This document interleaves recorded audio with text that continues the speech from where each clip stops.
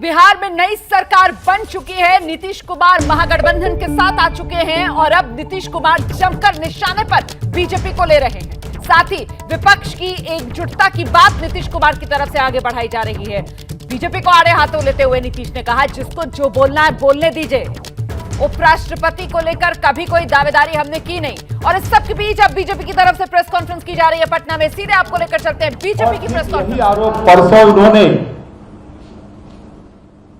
Bharatiya Janata party पर लगाया कि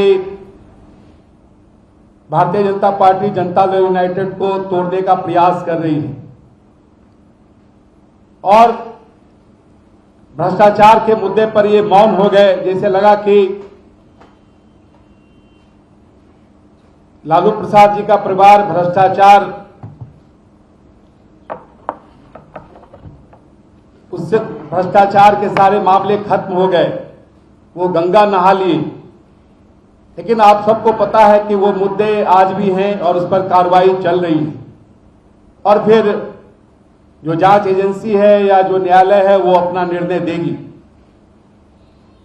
मित्रों, इनके मन में जब जब प्रधानमंत्री बनने का ख्वाब आता है तब इस तरह की बातें वो करते हैं, क्योंकि जो एक अकुलाहट है प्रधानमंत्री बनने की, वो अकुलाहट समय समय पर इस तरह के जनादेश के प्रति विश्वासघात करने का वो उन्हें अवसर देती है। कल आश्चर्य तो लगा कि राष्ट्रीय जनता दल के राष्ट्रीय अध्यक्ष ने आरोप लगाया कि जनता दल यूनाइटेड के उम्मीदवारों के खिलाफ उम्मीदवार खड़े किए गए। यह आरोप आधारहीन है और उल्टे उन्होंने हमारे जो 3 उम्मीदवार हैं उनके खिलाफ अपने उम्मीदवार खड़ा किए। और जैसे गो विधानसभा क्षेत्र में उन्होंने मनोज शर्मा के खिलाफ श्री रणविजय सिंह को उम्मीदवार बनाया और उसी प्रकार से कैमूर में श्रीमती रिंकी पांडे के खिलाफ में उन्होंने श्री प्रमोद पटेल को उम्मीदवार बनाया। और बैकुंठपुर जो गोपालगंज जिले के अंतर्गत विधानसभा क्षेत्र है, वहां से हमारे दल के पदाधिकारी प्रदेश के उपाध्यक्ष श्री मिथिलेश तिवारी जी के खिलाफ में श्री मंजीत सिंह को उम्मीदवार बनाकर उन्हें हराने का काम किया। और ये तीनों आज जनता दल यूनाइटेड के राज्य और जिला के पदाधिकारी बने हैं। तो इस तरह के आरोप लगाकर जिस प्रकार से उन्होंने अपनी बातें कही है, यह दुर्भाग्यपूर्ण है। उनको अपने गिरेबान में झांकना चाहिए कि किस प्रकार से भारतीय जनता पार्टी के सशक्त उम्मीदवारों को 2020 में उन्होंने हराने का काम किया है।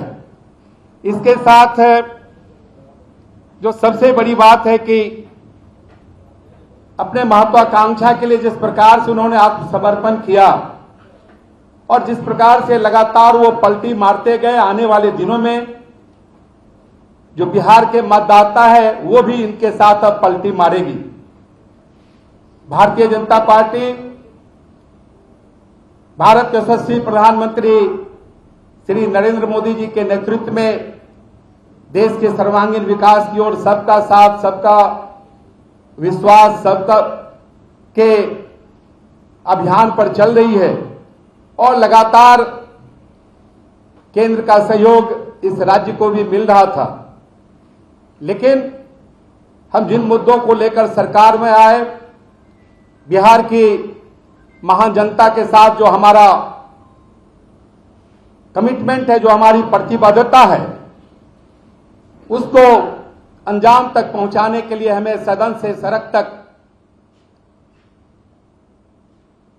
बिहार के विकास की बात करनी है और हम करेंगे। इसके लिए हमें सड़क पर भी जाना हो तो हम निश्चित तौर पर जाएंगे। सदन में जो अपनी बातें कहने का अधिकार है, उन बातों को भी पूरे मजबूती से रखने का काम करेंगे। और आने वाले दिनों में 2024 में जिस प्रकार से इन्होंने भारत के यशस्वी प्रधानमंत्री और वैश्विक स्तर पर पूरे विश्व के श्रेष्ठ नेता। तो बिहार के पूर्व उप मुख्यमंत्री तारकिशोर प्रसाद को आप सुन रहे थे, बीजेपी के नेता जिनकी तरफ से प्रेस कॉन्फ्रेंस कर नीतीश को आड़े हाथों लिया जा रहा है और कहा जा रहा है कि नीतीश जो बीजेपी पर आरोप लगा रहे हैं जेडीयू को तोड़ने, जेडीयू को हराने के, वो बेबुनियाद हैं। जैसे ही घड़ी का काटा दोपहर 2:30 पे आए, बबीता जी का दिल सास बहू साजिश के लिए मचल जाए।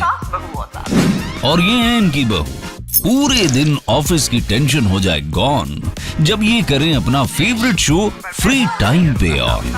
इनकी तरह आप भी देखें अपना फेवरेट शो अपने टाइम पर और डाउनलोड कीजिए एबीपी लाइव ऐप अपने स्मार्ट टीवी पर।